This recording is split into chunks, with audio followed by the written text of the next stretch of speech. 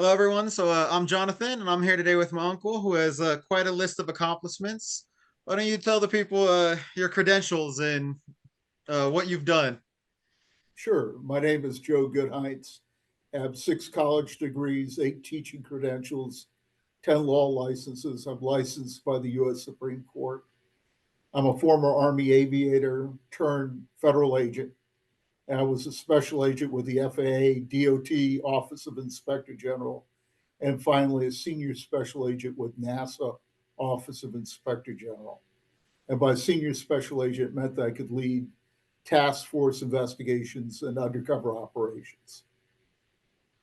Quite a list. That's very exciting stuff. So you were telling me about a case with an impersonator, some guy who made a fake resume and bluffed his way into NASA. Yeah, the interesting thing is NASA has a lot of people that impersonate being an astronaut. You'll see them at shopping malls. They'll even go to schools pretending to be an astronaut. They'll have the This is astronaut a suits common and the thing. whole. Oh yeah, it's a very common thing. But we've never had an astronaut impersonator like Jerry Allen Whitridge. Let me tell you a little bit about the legitimate background of Jerry Allen Whitridge. He Okay. really was an engineer. He really was an airline transport pilot, the highest level of pilot that you could find. He really was a senior parachute rigger and an outstanding jumper as far as I could discern. He really did do martial arts and he was a marathon runner. All things they could be very proud of. But there were a lot of things that he claimed to be that were not true. So he has a list of accomplishments, but it just wasn't good enough for him. Yeah, it simply was not good enough for him. So he created an additional set of accomplishments. He claimed to So, be an astronaut, S1, there's no such thing. CIA Regent for Life, there's no such thing as a Regent for Life. A Congressional Medal of Honor recipient, nah. A Top Gun trophy winner, believe it or not, Top Gun doesn't have a trophy that they give. And he also hinted that he had a secret, and you had to turn to the second page of his professionally made resume to see what the secret was. And the secret is, I'm a CIA assassin known as Black Death by the Russians, with 5 confirmed kills in Central America. So, so oh, go ahead. go, no, go So, ahead, th- John. so this guy, he didn't do any research. He was inventing up careers because you said that several of these things he pretended to be didn't even exist. Absolutely. Astronaut S1, it sounds good, but there's no such thing. So no one in NASA, when they saw that, was like, "Well, this isn't a real thing." He had a resume that was identical to the resume that astronauts use, with his picture and everything else. And it was so impressive that everybody assumed he could not be lying about this. Who's going to say they're a Medal of Honor winner and a CIA regent and all of this other stuff if it wasn't true? So he goes to public affairs and asks to have a tour of NASA mission control during a mission. They invite him in. High security facility. I wasn't allowed to go into NASA mission control unless escorted by somebody else. It's that secure. He's sitting there at a console speaking to the astronauts in space. Hey, I'm an astronaut too. How's it going up there? Tell me about it. And so on and on. I first learned about this guy in May of 1998. And the way I learned about it was the public affairs officer, Pensacola Naval Air Station, contacted me. And he said, you know what? We've got a guy down here that wants to fly jets for the Navy, with the Navy, because he says he's preparing to go into space. And he actually has this letter of introduction, and He has his resume. The only problem is, I'm basically in charge of verifying whether or not a guy has a Medal of Honor or not for my base, and I checked it out, and he doesn't have a Medal of Honor. So I'm wondering if any of this other stuff is true. And so that's where I get involved in the investigation. And over the next 3 days, I go coast to coast. I Before you contact, continue, this was several years in, right? well, yeah, and I was going to allude to that. What transpired was during this 3 year investigation or 3 day investigation, it felt like 3 years. During this 3 day investigation, I find out that he had been previously investigated for doing bizarre things while flying. He was previously accused of assaulting people on the ground after jumping out of planes. That for a protracted period of time of almost 2 years, he's crashing astronaut parties, claiming to be an astronaut, claiming to have dated a deceased female astronaut, and it goes on and on.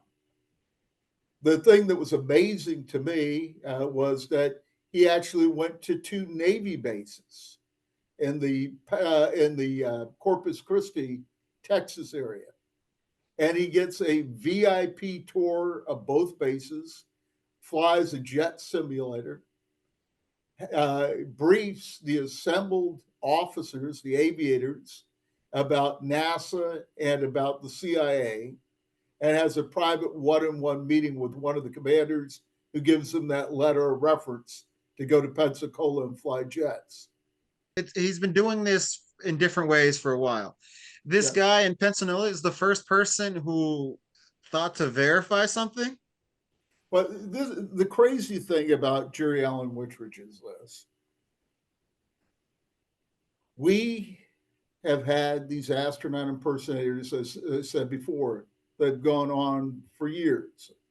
It's just a common phenomenon involving NASA. But we've never actually gotten anybody under false pretenses get into mission control. One of the most sensitive places in NASA or in the United States. It's a high security facility. You have to go through vault doors, you have to go through security, you have to be vetted. And this guy was let in. So no one No vetted it? What the vetting was, oh, that resume looks good and that's his driver's license. You're in. I'm going like, gee, I wonder why I never thought about that when I wanted to go into mission control. But if the second page of the resume said that he was an assassin, who'd put that on the resume? Well, it's a secret. And the secret is I'm a CIA assassin known as Black Death by the Russians, with 5 confirmed kills in Central America. But if you You were looking at the resume, wouldn't you think, oh, this has to be classified? You wouldn't be putting this down? yeah, yeah, yeah. Since when are CIA assassins putting it in their resume and sending it off to NASA? So, bottom line, it was the craziest thing I've ever seen. But it gets crazier Okay. because I arrest the guy on May 30th, 1998. Next day, I'm in before a judge swearing out a complaint.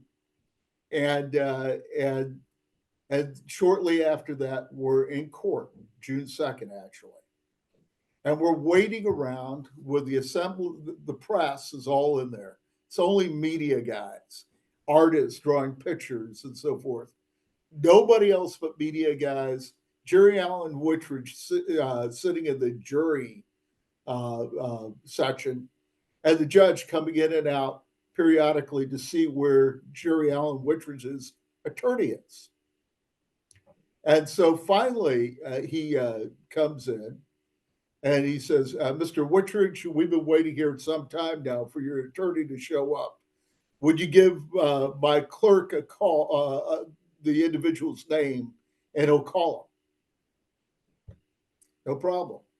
He stands up like the Marine he wasn't, at attention. He says, Your Honor, my attorney is, and everybody's waiting. William Jefferson Clinton, the then president of the United States. Now, the backstory on that was when I first came in that day, because remember, one of the things that he actually got was the propulsion information for the space shuttle under false pretenses. And so the judge signals me and the prosecutor up, and he before he came up, and he says, "This guy sounds like a spy to me."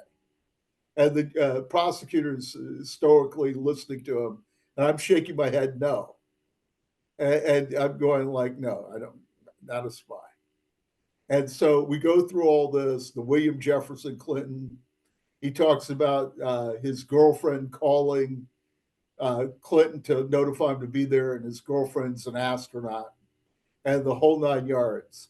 And so after all that transpired, the judge waves us back up. We come back up, and he says, "I don't think he's a spy anymore." And I'm shaking my head, yes. Because one of the things I found was when I interviewed him for hours in his trailer in Galveston, Texas, he went on and on telling this real convincing story of how he worked for several presidents, that he was kind of angry at William Jefferson Clinton because he blamed him for the problems that were going on with NASA at the time. That's why he was brought in to fix it all. And he said, I was told, and he's naming Abby's name and all these highfalutin people at NASA. He said, once I completed a model of the International Space Station, they were going to send me up in space. He said, "You know what, Joe and the FBI agent, you know what?" I said, "What?" "I finished it." So he walks over to his panel and picks up the messiest model I've ever seen of glue and cement all over it, and he puts it down on the table. And he says, "See, I'm going into space." And I'm going like, yeah, this guy's a nutcase. I was going to ask, is he crazy? My opinion of him was he was not stable.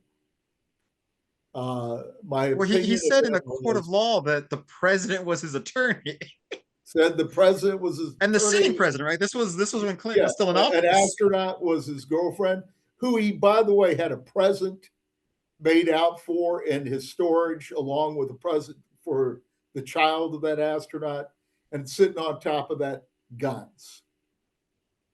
So, really, a very interesting character.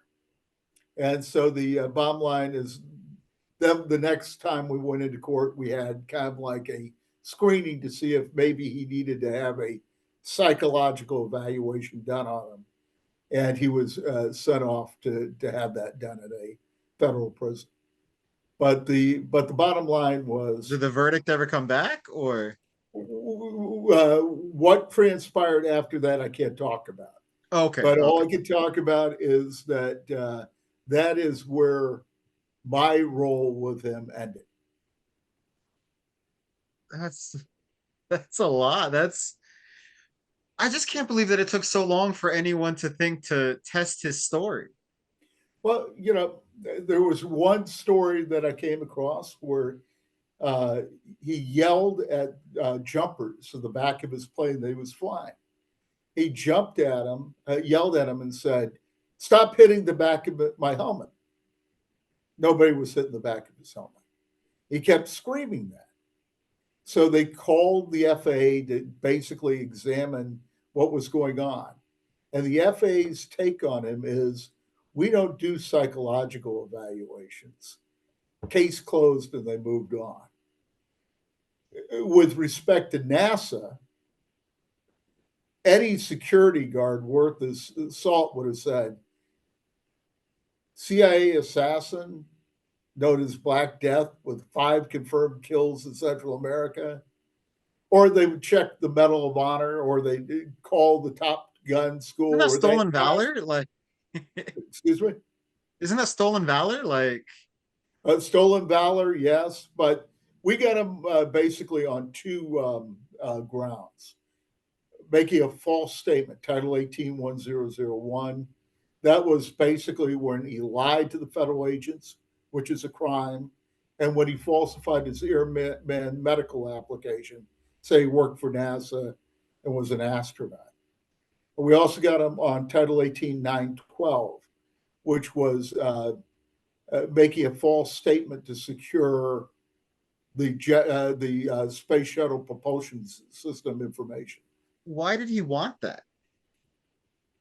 Probably because he believed he was getting ready to go into space and he needed to prep for it. I guess that makes sense. I mean, that's what would make me think, is he trying to sell it to somebody or Let me tell you how convincing it was. After interviewing him for hours, I had to get up and walk out of his trailer. And I said, and talking to the FBI guy, I said, you know what? I have to get away from that bull because he's saying it so convincingly. I'm starting to fall for it. And that was, and of course, I knew it was all a lie, but it was incredibly interesting the way that he presented the facts. Um, what went for him also was he was an engineer and he was an airline transport pilot. So he could talk the jargon. So he sounded like a NASA type. He had the right resume.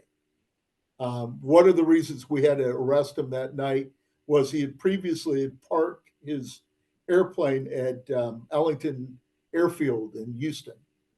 And the president of the United States was flying into that location. And nobody wanted him free at that point before the president arrived. And I don't normally do, the idea of arresting somebody without an arrest warrant isn't really the NASA OIG style, but we had to do it in that case because there was a risk possibly well, he did to the seem to have a president. real obsession with the president. Well, he was blaming him and so forth, and his plane had parked right near where the president's plane was coming in, and so there were concerns. Plus, we found a 357 Magnum above where he was sitting, and we found the guns by the astronaut and her child's presence, and he didn't know them. He had other bizarre type of things. He never He met was this at lady. huh? The astronaut that he was pretending to date, he never actually met her. As far as we know, not. And he certainly didn't meet the astronaut they claimed to be the love of his life, who had died in a previous mission. So he was kind of an unusual character. You said that the airline transport pilot is like the highest you can get. I'm a commercial pilot. That's like Yeah. here, and he's an airline transport pilot. And they don't do psych evaluations. He thought someone was hitting him in the air while he was flying, and at no point they're like, maybe we should revoke his license. Well, I actually asked the court and NASA asked the FAA to revoke his license. Years later, I know he was still jumping. I know he still had his airplane. I'm not sure if he had his license, but That uh, seems certainly, dangerous for someone. yeah, a CIA assassin, who knows what they might do with an airplane. I mean, but if he was imagining someone hitting him while he was flying, I don't think it's a leap for him to, see something outside the window. Like it just seems like you're waiting for disaster, letting him continue to fly. Absolutely. And that was one of the dangerous things about him getting into NASA mission control and to the Navy bases. Uh, if he had got into a Navy jet, God knows what would have happened. And so that was a real concern. I remember I flew Hueys, right? I'm not going to jump in an Apache. He didn't. He was never in the Navy, and so the idea that he would jump into a Navy jet and be able to fly it, it wasn't going to happen.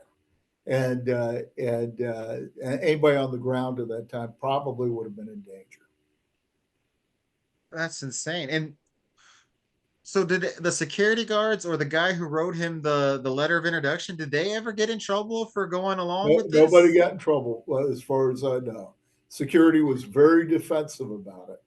They hated the fact at NASA, the law enforcement agency is the Office of Inspector General. We do the criminal investigations. We're 1811s. FBI agents are 1811. Totally different roles. Security are not 1811s. And so, and they're real protective of their turf. And they're very jealous of the fact that we drew attention to the fact that they screwed up.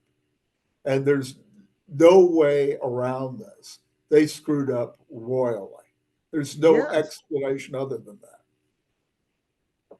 And no one got no one got let go for this. No one, as far as I know, no one got let go. I do know that security after that had pictures of Jerry Allen Whitridge in their security shacks. And so they were looking out for the guy to come back. But the problem with that is if he does it again, okay. But if someone else just takes up his idea, that doesn't do anything to stop it. Yeah, bottom line is if they don't learn from this lesson, God help us, because there are a lot of things that con artists can do if they get into a secure facility. Talking to an astronaut is not that big. Is securing propulsion system technology information from NASA could be a bigger problem, and that was something that we were very concerned about. Not only did he have that, he had all the email addresses of all the top brass within NASA, and he also had all the agents' email addresses. How did he get that? God knows. But remember, he is an engineer, he's smart. And what's interesting is now General Prince, Jerry Allen Whitridge, who lives in Tampa, Florida, is still apparently at it. In his bio, he's claiming a lot of things, and so we don't know if he learned his lesson from this. Yeah, I was saying that he kept saying Prince. What is that in reference to? He claims to be a descendant of the House of, I guess, Windsor in England, and just pretends to be royal. He also previously had claimed to be the mate of John Glenn when they were sharing spaces in the Hanoi Hilton during the Vietnam War. He had a lot of different stories. I could go on and on about him, but the bottom line is, I I still consider this one of the most egregious breaches of security that I've seen. I saw that he has an IMDb where he references a bunch of movies where he worked as a what's it called? Why am I drawing a blank? A consultant, Consultant. Thank you. Is any yeah, of that true? yeah, Or I saw that too. I haven't checked into it, and who knows? Maybe he is. Yeah, CIA assassin. Okay, come on in. You can be our consultant on this movie. It's possible. I don't know. NASA was taken in. Maybe the movie producers would be. They're not exactly rocket scientists. so do you NASA think is. he really believes all this? I sincerely believe he believed every single word of what he was saying. That's insane. And remember, I talked to him for hours, and I hit him about a dozen different ways, trying to get him to say, "Okay, I was fibbing," and so perhaps we didn't have to charge him with that, but he wouldn't come off of it. He stayed firm on the fact that he was in the CIA, was for life. A NASA S1, a Top Gun trophy winner, and a Congressional Medal of Honor winner. He also claimed that he was a Marine, served in Vietnam, was involved in rescuing POWs. Uh, And all of this is Again, lies. I could go on and on and on. It was so much detail they would put in. That's where you kind of were stunned that he was still going on and telling it with that fervor. Did at any point you think he was a danger to that lady and her kid that he was pretending to date? I think he was a danger to anybody that he came in contact with. I still think he was a danger to anybody on the ground when he was flying. I Yeah. mean, this is a guy that said he was a CIA assassin. Okay, CIA assassin, who's on your target list now? Is this where you're going to do a kamikaze raid and take out a position that you think is held by the enemy? It was a very bizarre case. I'm surprised to find that you said this happens a lot where people impersonate astronauts, but not to Yeah, obviously this level. yeah. Usually they're harmless. They don't come on NASA grounds. One of the things he tried to do was convince a Air Force off or Navy officer down at Corpus Christi to come to Johnson Space Center and so he could give her a tour. That was weird. Uh, uh, so there were a lot of things about him that made us very concerned. Anytime a guy has a gun, flies a plane, and he says he's an assassin, people should listen. Yeah. Well, I'm glad you caught the guy. That's that's insane. That whole story is just wild to me. But I was gonna ask, like, if you pretend to be a cop or pretend to be a soldier, that's a crime. Isn't it a crime to pretend to be an astronaut? Or Well, you remember, he was pretending to be a NASA employee. He was actually filling out paperwork, official government official? documents, under the penalty of perjury that he was a NASA employee and an astronaut. He was lying to a federal agent. And anytime you lie to a federal law enforcement officer conducting an investigation, that's a violation of Title 18 1001. Easiest charge for a federal agent to make. Lying to a federal agent, 5 years in prison, $250,000 fine. So he's just committing crimes all across the board. Yeah. But again, I did not believe that he was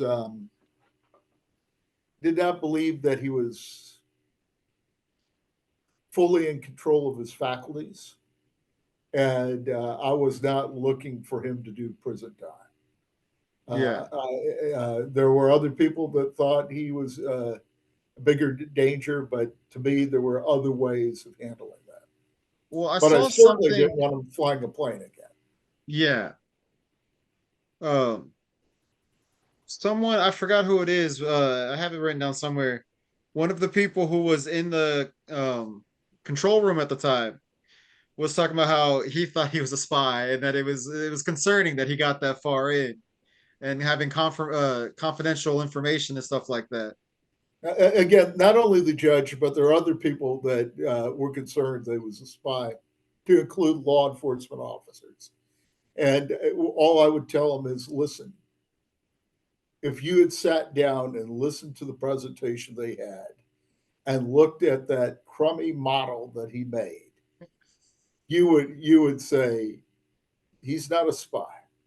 And I came to that conclusion full on. And one of the indicators that he's not a spy is 26 years later, apparently, he's still making false representations about who he was. Now he's a retired general, he's a prince, Yeah, I saw former, that too, that he was referring to himself as general. yeah. So it's General Prince. That's how he This man has the best resume on the planet.